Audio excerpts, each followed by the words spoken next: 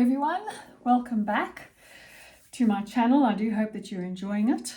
I hope that you are doing all these exercises and creating a really interesting, wonderful sketchbook series that we will sew together at the end of it. So today we are going to do blind contour drawing, and you may ask what it is and for what reason an artist would do this. And what it is we are going to draw something without looking at our paper. So we're basically going to take a subject, and it can be anything in the beginning. Make sure that it's simple, and you literally look at the subject. You do not take your eyes off of it. You do not look at what you are drawing, and you draw it. There are a couple of ways of doing it. You can either take whatever it is that you're going to be drawing. So it can be a simple tube, a tube of paint, can be a beautiful apple, whatever it is that you are looking at drawing. You can either put it into a paper bag, and then you put your hand into the paper bag and you feel it. So you cannot see it. Now this may seem counterproductive because you've looked at it already before you've put it into the paper bag. However, you cannot see it, you can only feel it. So that adds another dimension to you trying to draw without looking at the subject. The other thing you can do is you can ask your partner to put those subjects into a paper bag for you so that you have no idea what they've put into it. And you can then draw what you feel inside the paper bag. That's a lot of fun, and I would encourage you to try that as well. Or you can cut out a piece of paper, put a hole in the middle. I'm hoping that mine is not too big, and stick your pencil through it. And unfortunately mine is, so I shall have my hand underneath my pencil so that I cannot see my hand either. And you can use that to draw without looking. So let's get going.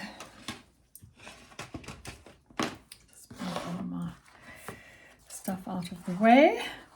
As I said to you in a couple of the sessions, I'm right-handed, and the beauty about making your own sketchbook with your own number of leaves in it is that you can turn it around.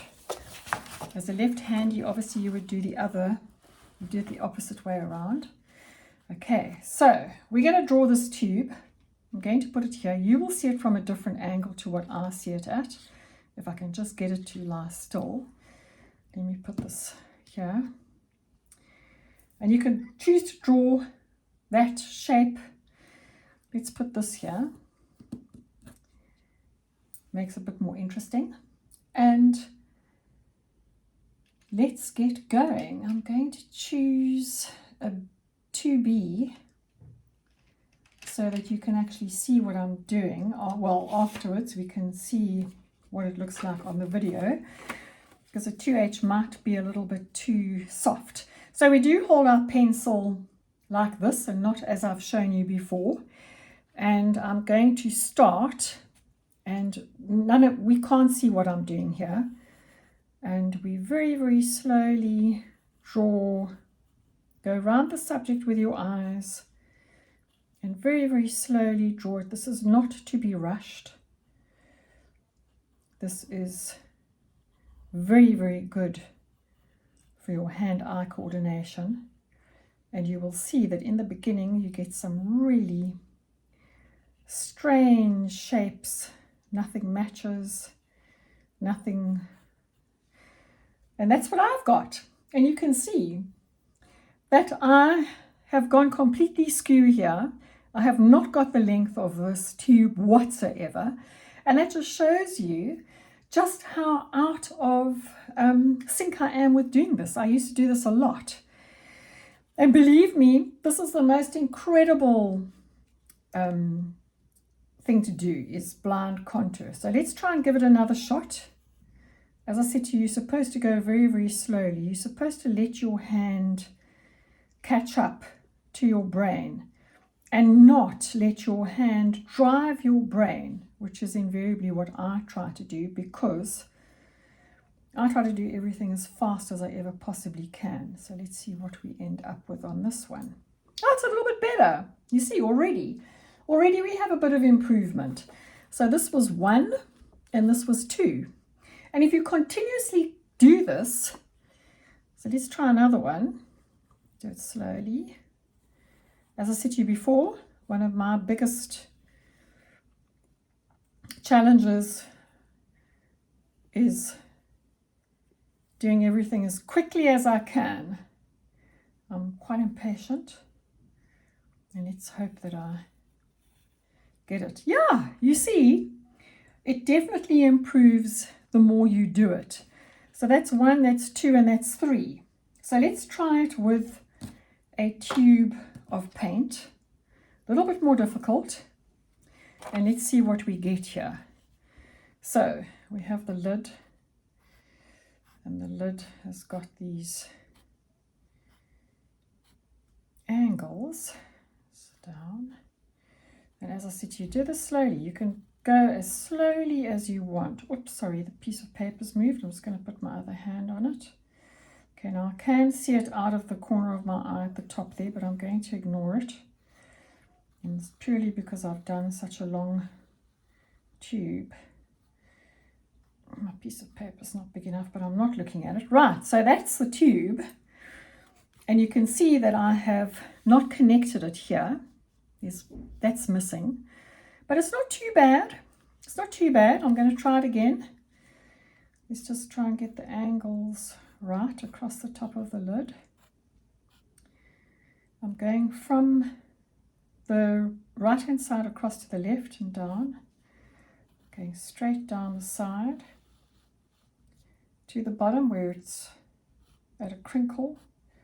And go across here. Can even try get that bit in at the bottom. This is how you can try to, there's a kink, get it. Oh no, see, that one's even worse. And I have a feeling that that's because my brain kind of got hung up on that. This one I didn't do this little piece here at the bottom. This one I have, and you can see that it's very, very much shorter than what that one is. It's very, very interesting. So let's have a bash at it again. I'm trying my best not to see what I'm drawing. So we're going to go here again. Go up. Got these little angles on this lid. Down. I'm going to incorporate that pressed bit at the bottom again. I do like it. Back along here. Go slowly. Go back up here, and you can see that there's a kink up here and there. Oh, we still haven't got it, but you can see what it's all about. It's a very, very interesting subject to do. I've got my apple. I'm going to put it down on its side because I want to get that. I'm going to hold it because I want to get this stalk in as well. So let's see how we do. Where's my piece of eraser? I'm going to put it underneath here so that it balances on there. There we go. You can all see what I'm doing as well. Fabulous. Right, let's get going. So where should we start, I wonder? I'm going to start at the bottom here. I'm going to go up. I'm going to go around to there. I'm going to do that little stalk. And as I said to you before, let your brain catch up to your hand, which is something that I'm not really good at doing. Kind of.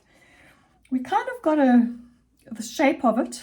We can see that it's an apple. Our brain tells us that it's an apple. However, you can see that I haven't got that shape. So let's try it again. Go along here. Go up, do it slowly, go slowly, go slowly, go up, go around. Let's get the stalk in, down, go around. It's a beautiful shape. I love the shape of this apple. And let's see what we've got. Almost there. How fabulous is that? Number them so that you can see how you have gone along and basically fill up the page. I'm just going to try another one over here. Where am I? I'm starting from the bottom again. So let's see if I start from the top what happens. So I'm going to put the stalk in. I'm going to go around the other way, going all the way around, trying to get that shape in, back up this side, around to the stalk. Okay, so I've gone across the top of the stalk. But I mean, this was really, really such good fun. Honestly, I really encourage you guys to try this. And if you have kids, do it with your kids. They will have great fun trying to sort this out and get this going. Oh, there we go. Almost got it. So you can see the improvement the more you do it. The more, and as I said, you've got to go slowly. I'm really bad at slowing things down. I'm always trying to go breakneck speed. It is just my personality and just the way that I work. But try it out, and as I said, slow it down. The more complicated you make the subject, the slower you do this.